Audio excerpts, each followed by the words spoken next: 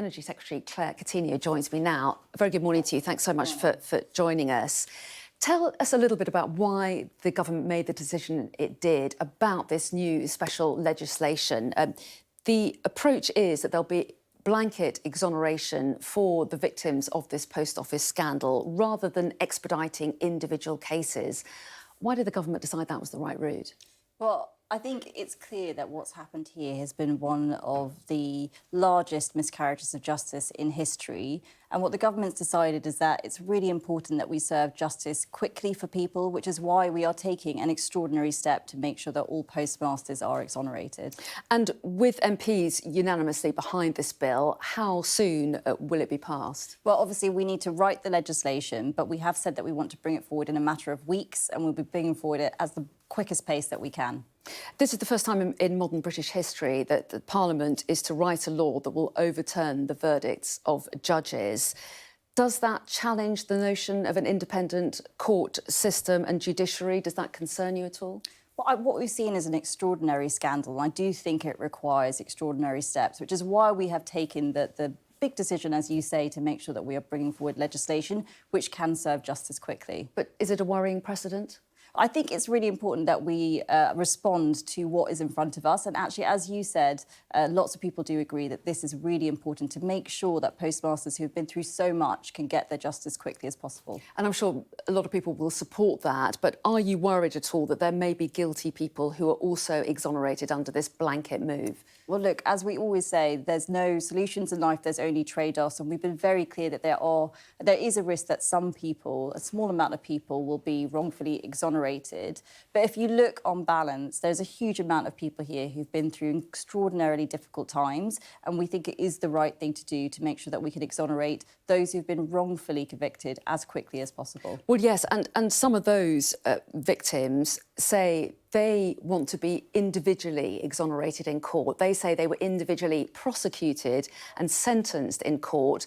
They want to have their moment once again where they are told, you are innocent. They say they don't really have justice under this blanket exoneration, which may catch a few people who actually were guilty. I think the vast majority of people, especially ones who've been through court cases, just want to get a speedy redress for everything that they have suffered. And that's been at the forefront of our mind. But whether it comes to compensation or anything else, of course, we're working with people to see what more we can do to make sure that they get the justice that they feel that they need. But I do think, considering the circumstances, acting swiftly is the most important thing. Well, yes, and most people will have access to £600,000 if they sign this confirmation that they are not guilty.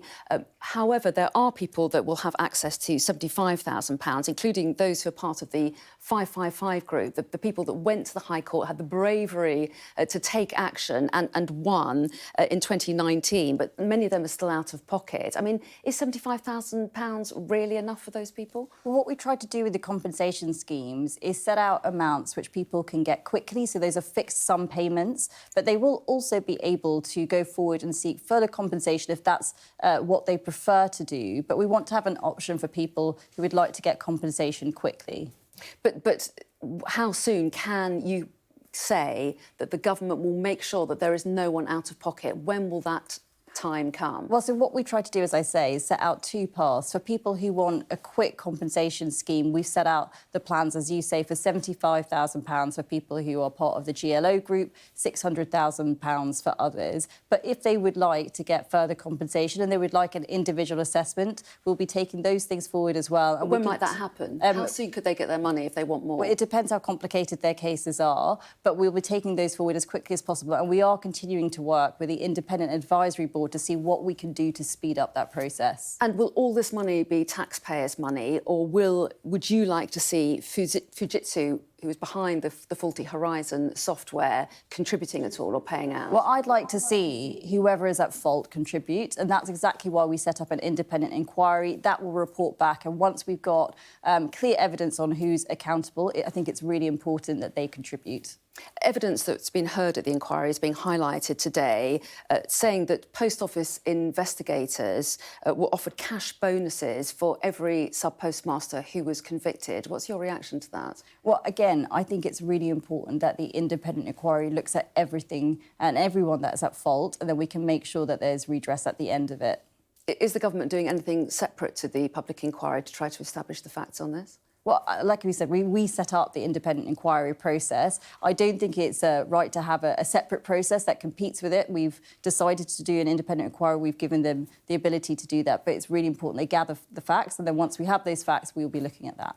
Why did it take an ITV drama to propel the government into action? Well, I don't think that's the case at all. If you look at the... Would it have happened without that drama? Well, the conversations about some of the schemes that we have set out were taking place before the TV programme was aired.